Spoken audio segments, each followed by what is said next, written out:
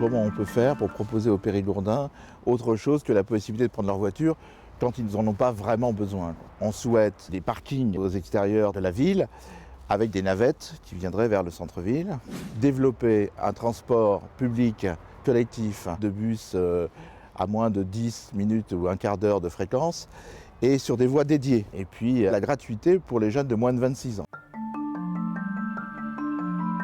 Quand vous avez tous les commerces de proximité, quand vous avez besoin d'un petit truc, ça vous évite d'aller au supermarché du coin ou d'aller sur Internet. Si jamais ces commerces-là, qui peuvent être en concurrence avec les hypermarchés, ont du mal à vivre, les aider par des préemptions, par des prises de bail particulières, etc. Nous, on veut faire ce qu'on appelle un territoire zéro carbone, c'est-à-dire une grande zone piétonnière avec le centre de la place Montaigne et qui descend jusqu'aux rives de l'île, quelque chose d'ombragé avec des arbres, des lieux de promenade pour les périgourdins et les touristes, et qui sera animé avec des chalets, avec des restaurateurs, des artisans.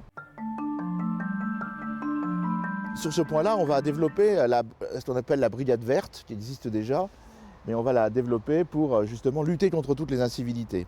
Parce que les gens sont aussi agacés par les déjections canines, par des tas de choses qui sont désagréables, mais qu'il faut résoudre. Il y a la sécurité, c'est plus la violence. Donc là, il faut faire de la prévention, c'est classique, hein.